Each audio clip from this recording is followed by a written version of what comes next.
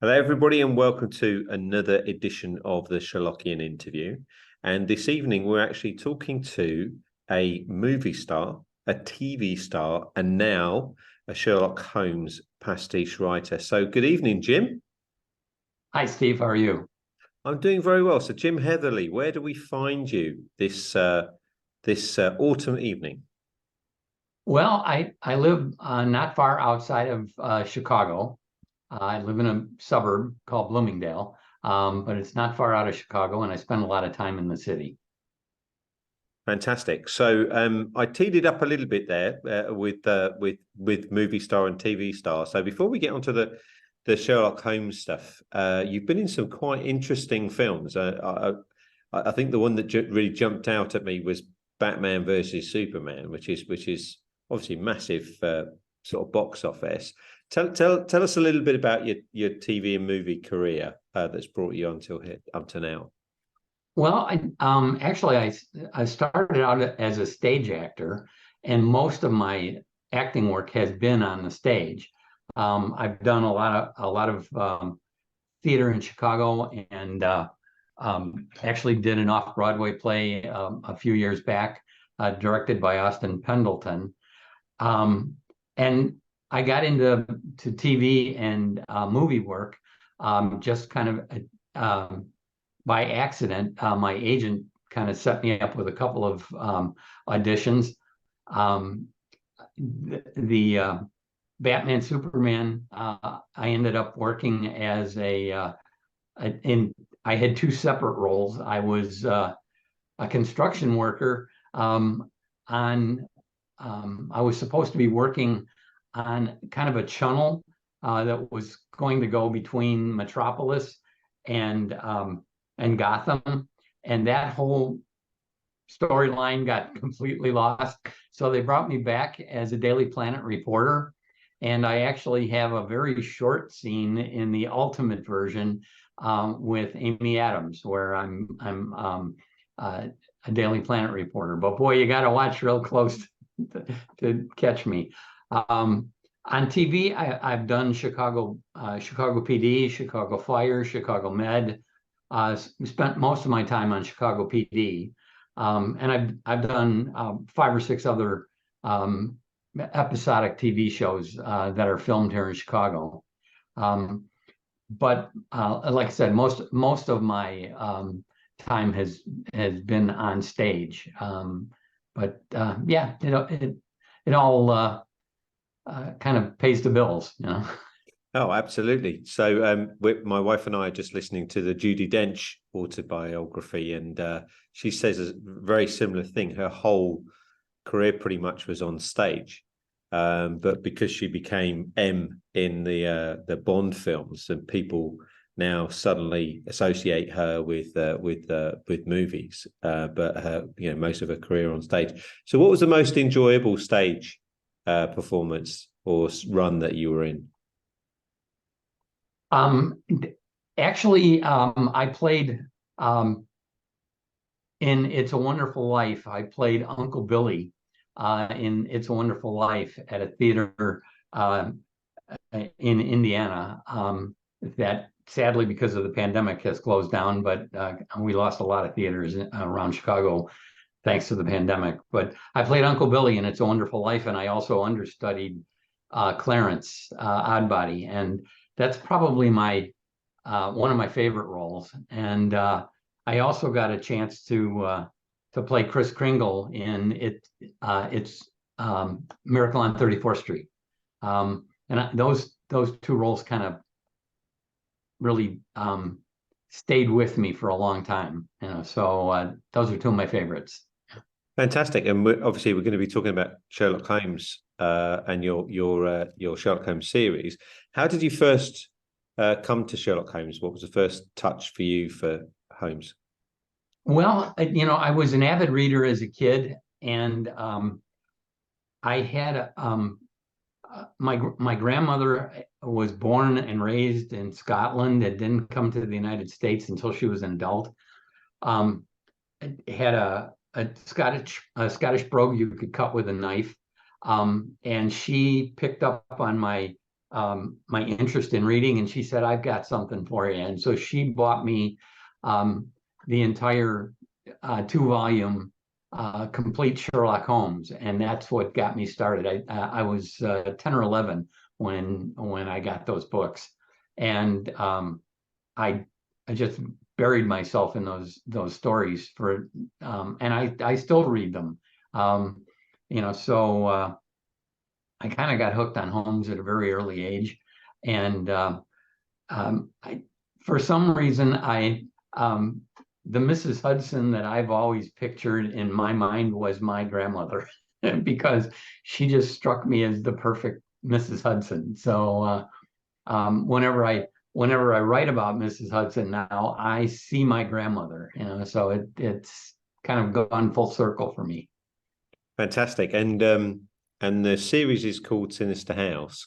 Yes. So you can fans will probably guess it's a nefarious organization that Holmes comes up against. Am I right to think there's 4 books so far in the series, but the first book is just about to come out, which is the Coronet Conspiracy? I think you've got a copy of it with you there. If we can have a quick look at the cover there. Fantastic. So it's another wonderful cover by Brian Ballinger. And the second book is currently on Kickstarter with about a week to go. So if you're watching this video right after release, there's still time to jump in on the Kickstarter on book 2. And there's a couple more books coming in the series next year. Give the fans a little bit of what they can, the style that they can expect from the series without any spoilers. Sure. Well, this all started with the pandemic. As an actor, I wasn't finding any work, so I thought I'd go back to my second love, which is writing. And so I started working on this because it had always bothered me that Holmes, his great nemesis was Moriarty.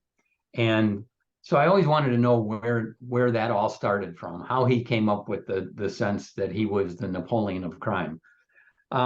So that kind of got me started on having him come across this organization after he had been a detective for quite a number of years. And this had just been growing without his knowledge, which just, devastated him. Because he couldn't fathom the thought that a criminal organization could grow without him being aware of it. And so the 4 books kind of run from 1888 to 1891, and so they span quite a good deal of time. And he's on the chase right from the get-go. And of course, with 1888 being the start of it all, there was a lot going on in 1888 in England, especially in London. And so he does end up, having to help George Eberline with some Ripper investigation. Although he doesn't get directly involved in that, he helps out. But he's still chasing this massive criminal organization, trying to figure out who the ringleader is, who the mastermind behind it all is. And he starts to engage a number of old friends and existing colleagues. And it turns out that, he ends up with a whole cadre of folks that are helping him try and track down this criminal organization. And just as he thinks he's got his finger on the pulse of the organization, something else pops up, and we're often running into book 2. So it takes him a while to figure out who's behind it all. And in the meantime, he's trying to save the royal family, and he gets pulled in a number of different directions, into Germany and into France. And so all of his friends help him try and figure this all out. Yeah, and the reviews so far have been fantastic. They've got an excellent review from Reedsy and a number of others. And of course, the series has been given the coveted Conan Doyle Estate seal. So tell us a little bit about that process when you approach the estate. Well, that was kind of unusual because I had been trying to market this to literary agents, both in Chicago and in New York. And I wasn't getting much treadway with that, So I thought, just as a whim, I would send a synopsis to the Arthur Conan Doyle estate. And basically what I said was, here's a synopsis of this plot. Here's what I have in mind for Sherlock Holmes. And I haven't got a publisher yet, but if I've got one, I certainly would like the estate's blessing. And lo and behold, a couple of weeks later, I get this really gracious email from Tim Hubbard at the Conan Doyle estate, and said, if you find a publisher, we'll put our seal on it because we love the idea. And oh, by the way, Tim has already gotten a copy of the book, and he actually liked it.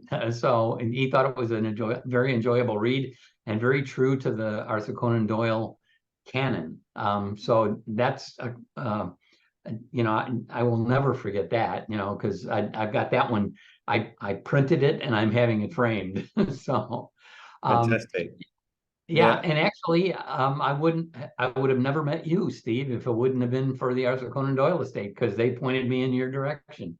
Well, it's really fascinating for me. We have a number of ex-actors that have turned to writing Holmes, and they tend to be very strong on canonical accuracy, and maybe it's part of the actor's understanding and respect for the writer. When you go through particularly stage work, I think if you're on a long run, you really get an intimate knowledge of the work that you're performing, and you get a really amazing respect for the writer of that work. Sometimes you don't like what you're performing, but particularly if you do, I guess for you, was it always going to be something traditional with Holmes, or were you tempted to bring something out of the ordinary into it? Or you mentioned that there's a number of Conan Doyle's characters that come in. Tell us a few of those that make an appearance. Oh, sure. Well, obviously Watson and Mycroft, but Shinwell Johnson shows up, and Wiggins shows up and Simon from the Baker Street Irregulars, and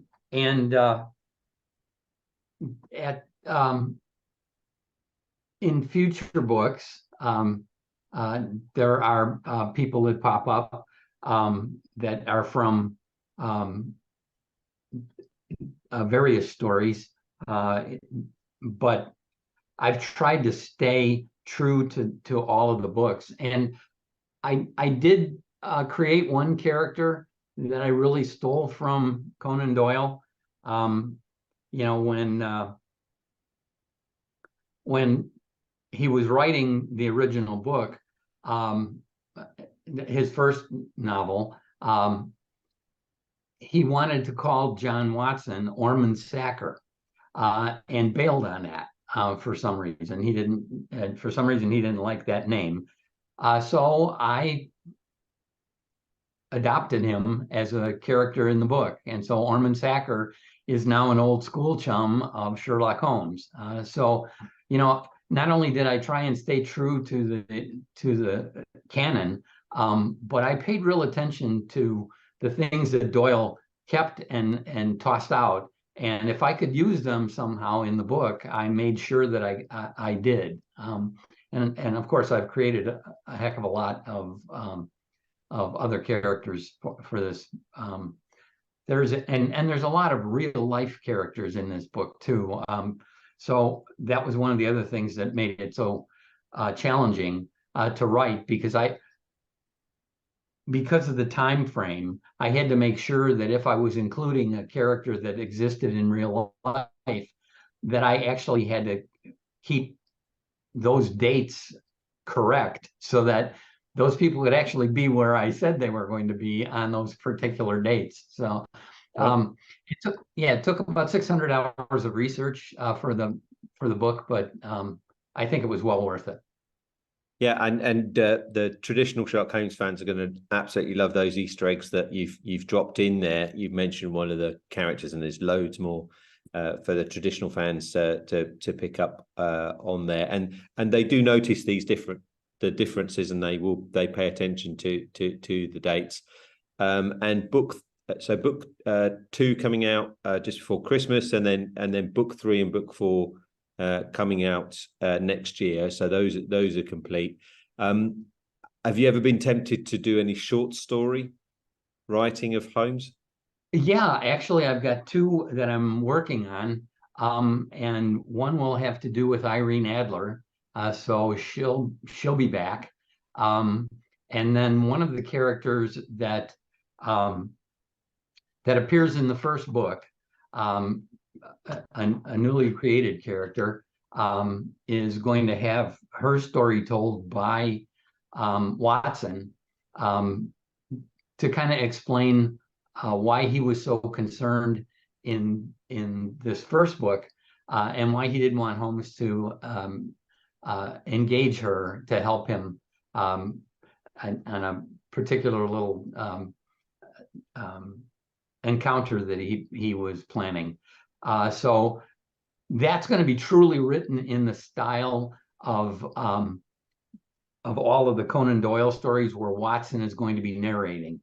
So I'm really going to stick to being as accurate as I possibly can be to not only the characterizations, but to the language. But that's another one that's I've got. That one's practically done now, and so those are the next 2 that will follow Sinister House. Fantastic. It's been an absolute pleasure talking to you, Jim, tonight, and we very much look forward to the release of book 2. So for fans out there that are watching this straight away, there's still about a week left or so on the Kickstarter, but you'll be able to find the whole series on MX Publishing and through all the good online stores, and starting with Coronet Conspiracy as book 1. Thanks, Jim. Thank you, Steve.